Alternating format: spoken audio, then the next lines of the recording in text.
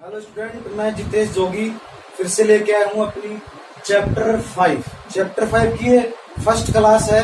तो इसके अंतर्गत हम पढ़ेंगे डीसी परिपथ। डीसी परिपथ उसमें कुछ नियम होते हैं वो पढ़ेंगे।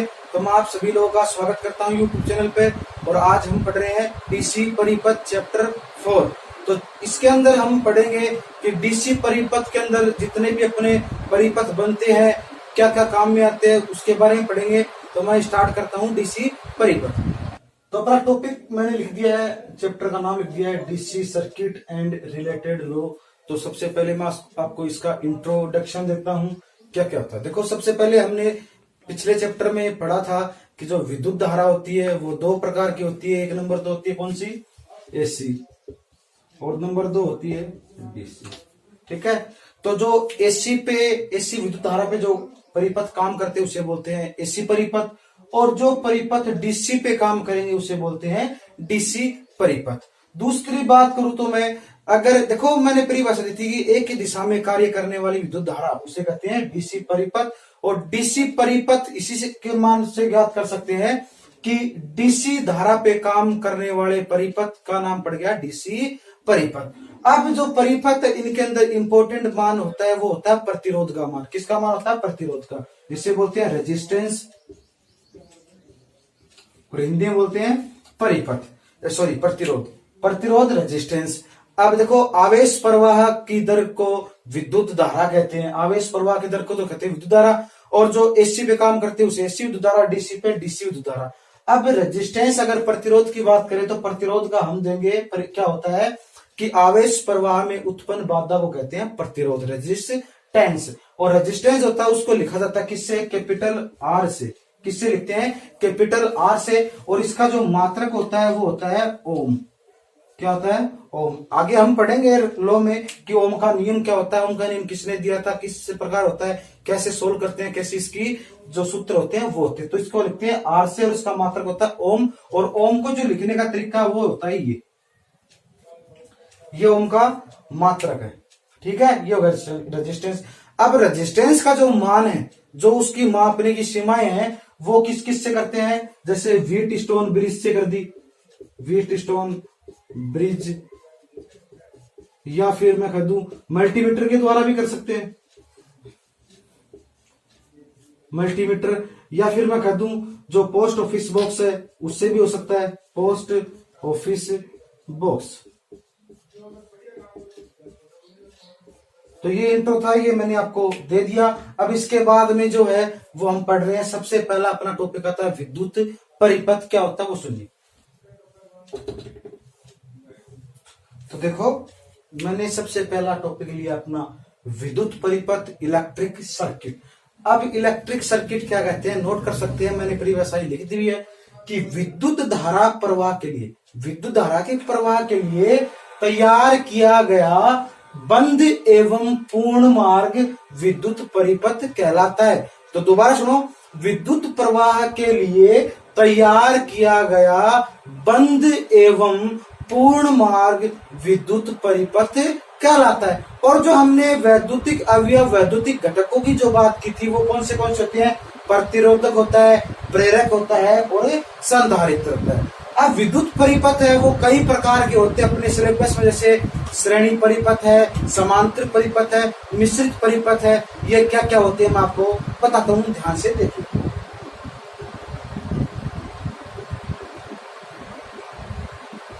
तो देखो, मैंने अभी बात की थी विद्युत परिपथ की, वैद्युतिक परिपथ की। तो ये होते हैं 3 प्रकार के। नंबर 1 लिखा है मैंने श्रेणी परिपथ, इंग्लिश में बोलते हैं सीरीज सर्किट। नंबर 2 है समांतर परिपथ, इंग्लिश में बोलते हैं पैरेलल सर्किट। एंड नंबर 3 है मिश्रित परिपथ। मिश्रित परिपथ मतलब इसमें समांतर भी होंगे और श्रेणी भी होगा। अब इसकी बात करेंगे नंबर 1 की श्रेणी परिपथ। तो क्या होता है दोस्तों, श्रेणी परिपथ क्या होता है मैं आपको पहले बता देता हूँ। इसके अंदर क्या होते हैं कि कोई भी प्रकार के अवयव जोड़ेंगे, तो जैसे मानो हमने 4 अवयव जोड़े हैं, तो कैसे करेंगे इसकी परिभाषा?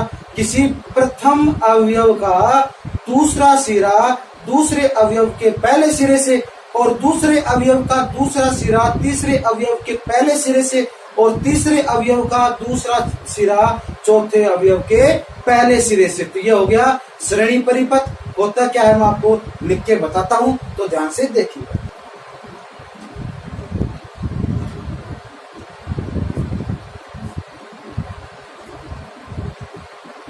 तो देखिएगा मैंने लिखा है श्रेणी परिपथ की बात करें तो अभी मैंने बताया है कि जब अलग अलग अवयव, मतलब अवयव कौन से जो प्रतिरोध प्रेरक संधारित्र लिए थे वो अलग अलग प्रकार के, तो उसमें हमने लिखा जब अलग अलग अवयव अनुक्रम मतलब श्रेणी क्रम कंटिन्यूस जुड़े हुए तो उसे बोलेंगे श्रेणी परिपथ। अब जैसे मैंने दो अवयव लिए, जैसे दो प्रतिरोध लिए, तो उसमें क्या लिखा है, पहले अवयव का दूसरा सिरा दूसरे अवयव के पहले सिरे से जुड़ा हो, इस तो यह तो हो गया तुम्हारा श्रेणी परिपथ। अब इस परिपथ की खास बात तक तो आप लिख सकते हैं नोट लगा के भी कि इस परिपथ में धारा प्रवाह के लिए केवल एक ही पाथ, एक ही रास्ता होता है। दूसरी बात करूं, इस परिपथ में धारा जो होती है वो एक समान होती है। तो ये हो गया श्रेणी परिपथ। इसका डायग्राम जो होता है मैं आपको उतार के दिखाता हूं। तो देखो मैंने डायग्राम बनाया है, ये R1 है, ये R2 है, ये अपनी वोल्टेज दे रही है बैटरी है, इसका प्लस सिरा, ये इसका माइनस सिरा। तो ये हो गया अपना प्रथम सिरा R1। देखो इसका जो दूसरा सिरा है, मतलब पहला सिरा तो ये हो गया, इसका दूसरा सिरा ये हो गया, और ये है R2 मतलब दूसरा अवयव, इसका पहला सिरा तो ये है और दूसरा सिरा ये। अब देखो प्रथम अवयव का दूसरा सिरा दूसरे अवयव के प्रथम सिरे से जुड़ा है, तो ये हो गया श्रेणी परिपथ। इसका डायग्राम ये है, आप उतार लीजिए। अब हम नंबर 2 पढ़ते हैं समांतर परिपथ।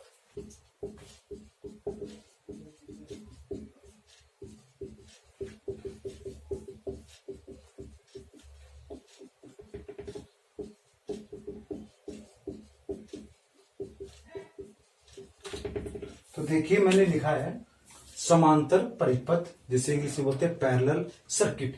किसे कहते हैं, ध्यान से देखिए, जब दो या दो से अधिक अवयव, देखो जब दो या दो से अधिक अवयव एक स्रोत वोल्टेज के साथ जुड़े हो तो वो कहलाता है समांतर परिपथ। अब इसकी खास बात क्या है, देखो इस परिपथ में अलग अलग तो होती है ब्रांचेज मतलब शाखाएं।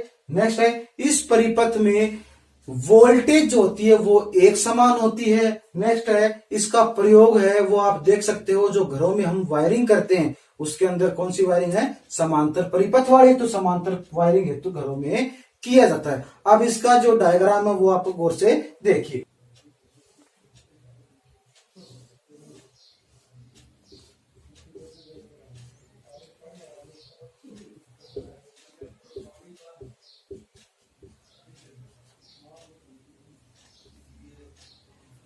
देखो मैंने डायग्राम बनाया है, ये तो R1 हो गया, ये R2 हो गया, ये R3 हो गया, ये वोल्टेज के लिए हमने जोड़ दी बैटरी। ये इसके अलग अलग शाखाएं होगी, ये इसका R1 है, इसका R2 R3। तो कहने का मतलब दूसरी हिसाब से समझे तो जितने भी प्रकार के अवयव लगाए हैं उनके प्रथम सिरे तो एक जगह और द्वितीय सिरे एक जगह, वो कौन सा परिपथ कहलाता है, समांतर परिपथ। ये हो गया तुम्हारा समांतर परिपथ। अब इसके बाद में नेक्स्ट पढ़ेंगे मिश्रित सम।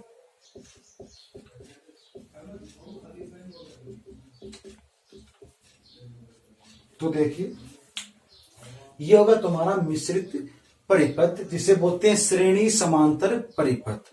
तो देखो जब हमें एक समान धारा चाहिए थी तो हमने बना लिया था श्रेणी परिपथ, और जब हमें एक समान वोल्टेज की आवश्यकता थी तो हमने बना लिया समांतर परिपथ। और जब हमें भिन्न भिन्न मतलब अलग अलग प्रकार की धारा तथा वोल्टेज की आवश्यकता होती है तो एक परिपथ बनाया जाता है जिसे बोलते हैं मिश्रित परिपथ या श्रेणी समांतर परिपथ। तो यही लिखा है मैंने कि कुछ परिपथ ऐसे होते हैं जिनमें भिन्न भिन्न धारा तथा वोल्टेज की आवश्यकता होती है, इसलिए इस परिपथ का निर्माण किया जाता है। अब इसका डायग्राम क्या होता है वो आप देखिएगा। तो देखिए मैंने डायग्राम बना दिया है, ये R1 है, ये R2 है, ये R3 है, ये R4 है। इस परिपथ में जो है वो काम करेगी I1, इसमें करेगी I2, ठीक है। ये हमने जोड़ दिया सप्लाई के लिए वोल्टेज, ये इसका प्लस सिरा, ये इसका माइनस सिरा, ये इसका ए सिरा, ये इसका बी सिरा। तो ये हो गया मिश्रित संयोजन। अब इसके बाद में हम पढ़ रहे हैं नेक्स्ट टॉपिक, तो थोड़ा ध्यान से देखिए। अब इसके बाद में नेक्स्ट अपना टॉपिक है, वो है गुण के आधार पर विद्युत परिपथों की किस्म। इसके अंदर हम पढ़ेंगे कि कितने प्रकार के और परिपथ होते हैं, तो वो अलग है, अपने सिलेबस में है और मैं कुछ नए तरीके से बता रहा हूँ। जैसे तुम्हारे सिलेबस में बात करो तो समांतर और श्रेणी नेटवर्क के आधार पर लघु व बंद परिपथ ये बताया, लेकिन मैं आपको अलग तरीके से बता रहा हूँ। तो इसके आधार पर 4 प्रकार के होते हैं। नंबर 1 है, जैसे बात करूं बंद परिपथ, दूसरा है खुला परिपथ, नेक्स्ट है 3 नंबर अर्थ परिपथ। ठीक है, तो ये अपने बात करेंगे। नेक्स्ट है 4 नंबर लीकेज परिपथ। तो ये हम पढ़ेंगे एक एक करके क्या क्या होता है, थोड़ा ध्यान से देखिएगा। तो मैं नंबर 1 की बात करूंगा, बंद परिपथ।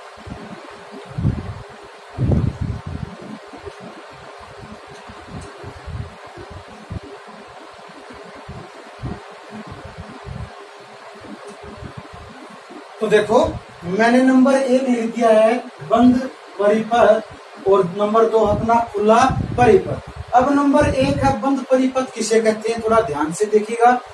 जिस परिपथ में उपभोक्ता युक्ति में से विद्युत धारा प्रवाहित हो रही हो उसे बोलते हैं खुला परिपथ। मतलब वह परिपथ जिसमें से उपभोक्ता युक्ति में से विद्युत धारा प्रवाहित हो रही हो उसे क्या बोलेंगे, बंद परिपथ। इसका एग्जाम्पल है प्रकाशित लैंप का जो स्विच ऑन होता है, वो इसका एग्जाम्पल है। नंबर 2 है खुला परिपथ।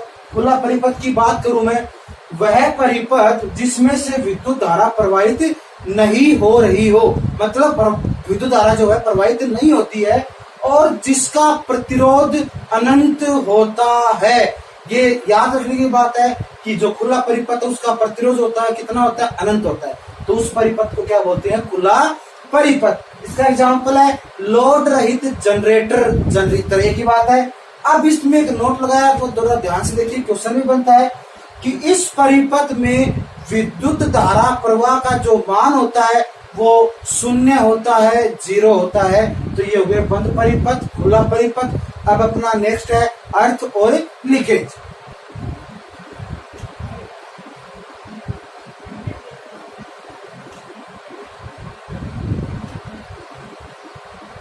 तो देखिए स्टूडेंट, अब अपना नेक्स्ट था लघु परिपथ। लघु परिपथ किससे कहते हैं, यदि किसी परिपथ में, कोई भी परिपथ है उसमें फेज तार, न्यूट्रल अथवा अर्थ तार के संपर्क में आ जाए तो परिपथ का फ्यूज उड़ जाता है। तो कहने का मतलब कोई फेज तार है वो अर्थ या न्यूट्रल के संपर्क में आ जाएगा तो जो फ्यूज है वो उड़ जाएगा।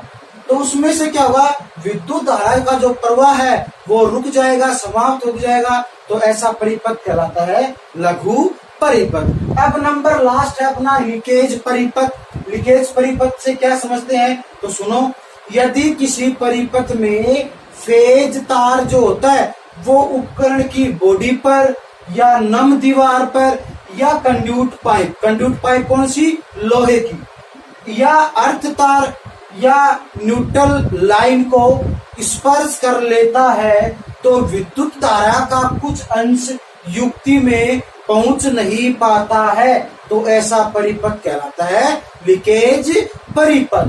तो ये दोनों चारों प्रकार के हो गए हैं अपने पास, बंद, खुला, लघु और लीकेज। अब इसके बाद में हम नया टॉपिक पढ़ते हैं। देखिए, अब अपना सबसे इम्पोर्टेंट जो अपनी बुक का सबसे इम्पोर्टेंट जो नियम है, जो रूल है, वो आ रहा है, उसका नाम है ओम का नियम। अब सबसे पहले ओम का नियम क्यों बनाया गया था, किसने बनाया था, मैं आपको बता। तो ओम का नियम था, वो एक वैज्ञानिक हुए थे, सर जी एस ओम।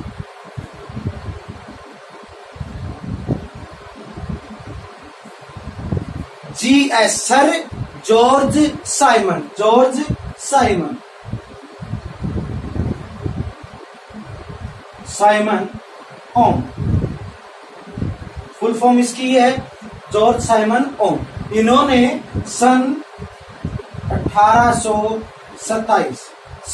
1827 में डीसी परिपथों में प्रवाहित होने वाली विद्युत धारा, वोल्टेज तथा प्रतिरोध में एक संबंध स्थापित किया था, व्यक्त किया था, जिसलिए इसका नाम पड़ा था ओम का नियम। अब ये ओम का नियम क्या होता है तो ध्यान से सुनिएगा। तो ओम का नियम क्या होता है थोड़ा ध्यान से सुनिएगा, साथ साथ में आप ध्यान देके सुनो और नोट भी कर सकते हो। तो क्या होता है, नियत तापमान तथा नियत भौतिक परिस्थितियों में किसी बंद डीसी परिपथ में प्रतिरोधक के सिरों पर उत्पन्न होने वाला विभवांतर उसमें से प्रवाहित होने वाली विद्युत धारा के मान के समानुपाती होता है। तो V समानुपाती होता है किसके, I के। तो एक बार आप दोबारा सुन सकते हैं या मैं फिर नोट ही कर देता हूं, तो आप ध्यान से देखिएगा।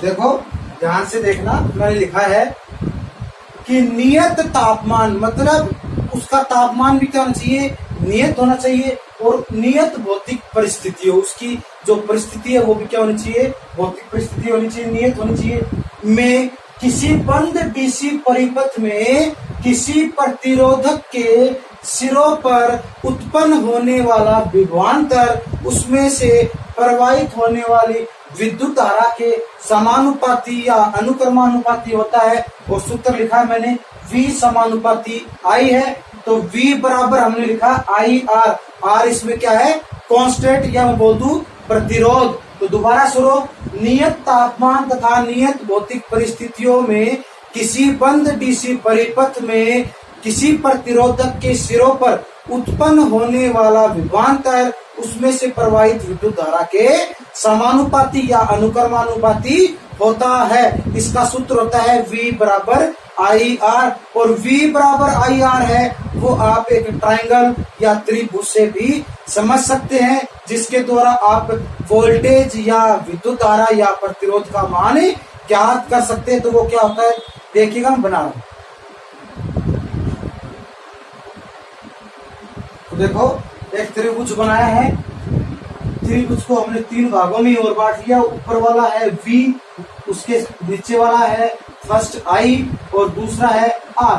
तो V बटे IR, तो इसके द्वारा आप ज्ञात कर सकते हो। कोई परिपथ दे रखा है, उसमें आपको बोल दे कि इसका प्रतिरोध ये है, इसका वोल्टेज ये है, तो I ज्ञात करो, मतलब धारा ज्ञात करो। देखो धारा I तो बराबर हो जाएगी, और ऊपर क्या है V, तो V और नीचे क्या बट्टे में R, तो I बराबर V बटे R। और अगर आपको R पूछ रहा है, प्रतिरोध पूछ रहा है, तो V बटे I, और अगर आपको V पूछ रहा है तो V बराबर I गुणा R। तो ये त्रिभुज से आप समझ सकते हो। इसके बाद में अपना नेक्स्ट, तो देखिए नेक्स्ट अपना ओम के नियम का प्रतिपादन। तो सबसे पहले आप एक डायग्राम से समझे ओम का नियम कैसे होता है। तो मैंने एक डायग्राम बनाया है, इसमें देखो ये जो है रियोस्टेट है, वेरिएबल रजिस्टर है, फिर ये प्रतिरोध रजिस्टर है, फिर ये एमीटर है, फिर ये स्विच है, ये बैटरी है वोल्टेज के लिए, और मैंने इस प्रतिरोध में एक जोड़ा है वोल्टमीटर।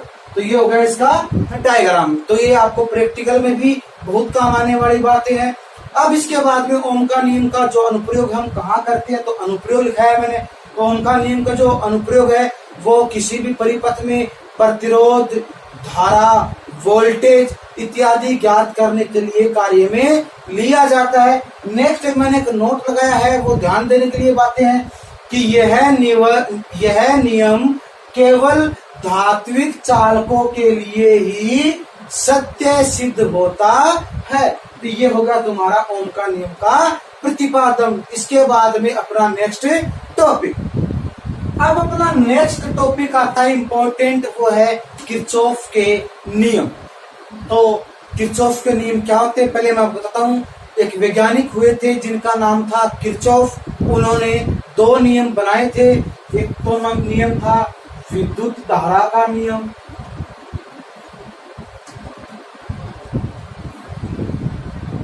तथा नंबर 2 था वोल्टेज नियम। तो उन्होंने दो नियम बनाए थे, धारा नियम और वोल्टेज नियम। तो ये क्या होते हैं वो सुनो। धारा का नियम, जो विद्युत धारा का नियम वो क्या कहते हैं कि किसी बंद डीसी परिपथ में आने वाली धाराओं का तथा उससे संगम से जाने वाली धाराओं का बीजगणितीय योग है वो तुल्य होता है, बराबर होता है। अब नेक्स्ट है वोल्टेज का नियम। तो वोल्टेज का नियम उन्होंने क्या समझा कि किसी डीसी परिपथ में किसी बंद लूप में कुल उपस्थित विद्युत वाहक बल उसकी प्रत्येक शाखाओं में हुए वोल्टेज ड्रॉप के बीजगणितीय योग के तुल्य मतलब समान या बराबर होता है। तो ये दो नियम थे जो मैंने आपको बता दिए, मैं आपको लिख के समझाता हूं। तो देखिए, देखो मैंने लिखा है पहला नियम विद्युत धारा का नियम। विद्युत धारा का नियम क्या कहता है, किसी परिपथ में किसी संगम की ओर आने वाली विद्युत धाराओं का योग संगम से दूर जाने वाली विद्युत धाराओं के योग के बराबर होता है। तो ये होगा तुम्हारा पहला नियम। मतलब जो संगम की ओर आएगी तथा संगम की ओर जो जाएगी उन दोनों का अगर हम कुल मान देखें तो बराबर होगा। तो ये मैंने एक नोड बनाया है, एक परिपथ बनाया है। तो ये इसका हो गया संगम भाग जो 0 से स्टार्ट होता है। देखो अब इसमें मैंने देखो I1, I2, I3, I4, I5 ये धाराएं दिखा दी। अब देखो इसमें जो आने वाली विद्युत धारा है, तो ध्यान से देखिए आने वाली विद्युत धारा है तो संगम की ओर ये आ रही है, I2 आ रही है तथा जो I1 है वो भी आ रही है। तो मैंने लिखा है I1 प्लस I2। अब नंबर 2 क्या कहता है कि संगम से दूर जाने वाली विद्युत धारा। तो संगम से दूर जाने वाली विद्युत धारा ये I3 है, दूर जा रही है, I4 भी दूर जा रही है और I5 भी दूर जा रही है।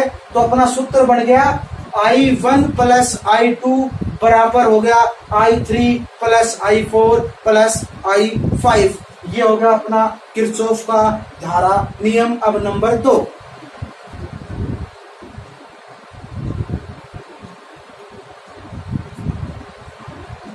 तो अब अपना नंबर 2 का जो नियम है किरचॉफ का वो है वोल्टेज का नियम, जो मैंने स्टार्ट में बता दिया था।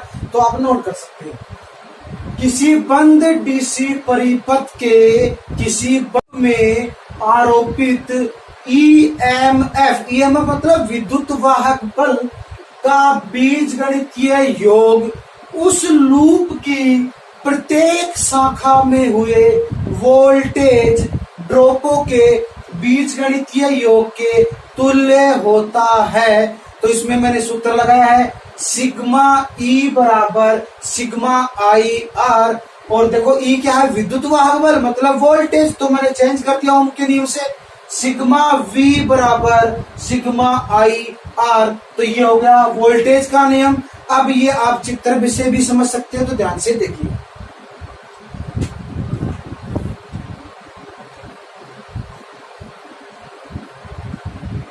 तो देखिए मैंने एक चित्र बनाया है, तो ध्यान से देखिए।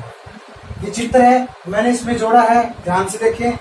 V1, V2, V3, V4, V5 ये अपना चित्र हो गया वोल्टेज के नियम के अनुसार। इसमें मैंने लिखा है, बताया था आपको, उसमें उपस्थित कुल विद्युत वाहक बलों का योग तथा उसमें प्रत्येक शाखा में होने वाले वोल्टेज ड्रॉपों का जो बीजगणितीय योग है वो तुल्य होता है। तो देखो मैंने इसमें लिखा है V1 plus V4, V1 plus V4 बराबर कर दिया मैंने किसके, V2 plus V3 plus V5। तो ये होते हैं दो प्रकार के किरचॉफ के नियम जो डीसी जटिल परिपथों को सोल्व करने के लिए, सरल करने के लिए ज्ञात किए जाते हैं। इसलिए किरचॉफ ने दो नियम प्रतिपादित किए थे, नंबर 1 धारा नियम, नंबर 2 वोल्टेज नियम। अब बढ़ते हैं नेक्स्ट टॉपिक। अब अपना जो नेक्स्ट है वो है, मैं आपको एक सवाल बता रहा हूं ओम के नियम से सिद्ध कैसे करते हैं। कि ये चित्र बनाया है मैंने, इसमें जो आर का मान है वो 15 ओम है और उसमें जो वोल्टेज सप्लाई आ रही है वो कितनी आ रही है, 230 वोल्टेज। तो मैंने लिखा है आर बराबर है 15 ओम, वी बराबर है 230 वोल्टेज, तो आई का मान ज्ञात करना है। तो मैं आपको सोल्व करके दिखा रहा हूं, थोड़ा ध्यान से देखिए। तो लिखेंगे, देखो ओम के नियम से, ओम के नियम से, ओम का नियम क्या कहता है, V बराबर आई आर, V बराबर आई आर। अब अपने पास V का मान जो कितना है 230, I का मान हमें दे नहीं रखा और R का मान कितना है 15, ठीक है। I का मान अपने पास है नहीं। अब देखो I को तो मैं रख लू यहाँ का यहाँ और 15 इसके है गुणा में, अगर 15 बराबर के इधर जाएगा तो वो आ जाएगा भाग में। तो देखो I बराबर 230 बटे 15, आई बराबर 230 बटे 15। अब मैं अगर भाग दू 230 में 15 का तो लगभग समथिंग आएगा 15.3333 ऐसा कुछ आएगा। और आई का मैंने आपको पहले भी बता दिया था कि आई मतलब विद्युत धारा, और विद्युत धारा का जो मात्रक होता है वो होता है एम्पियर। तो इसके लास्ट में लगा देंगे एम्पियर। और अगर आपने एम्पियर नहीं लगाया तो सिंपल सी बात है वो गलत ही है, वरना आपको क्वेश्चन जो आएंगे आपके उसमें आपको एम्पियर मिलेगा। तो ये हो गया लगभग समथिंग जो है वो अपना आएगा 15, तो आई का मान हो गया 15। तो ये हो गया अपना ओम का नियम, समझा भी दिया है। तो आज हमने अपने चैप्टर की क्लास फर्स्ट कंप्लीट कर ली है।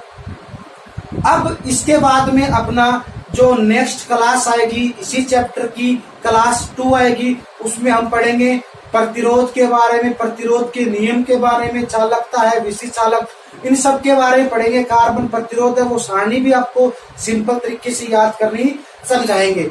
तो आज की अपनी जो क्लास फर्स्ट थी वो यहीं पर समाप्त होती है। अब हम मिलेंगे अपनी नेक्स्ट क्लास 2 में। तो मैं जितेश जोगी आज यहीं पर अपनी जो क्लास फर्स्ट थी उसको समाप्त करता हूं और आप सभी लोगों का धन्यवाद करता हूं कि आप हमेशा मेरे वीडियो को लाइक कर रहे हैं, उसमें कमेंट कर रहे हैं, उसको सब्सक्राइब भी किया है आपने, उसको शेयर भी कर रहे हैं।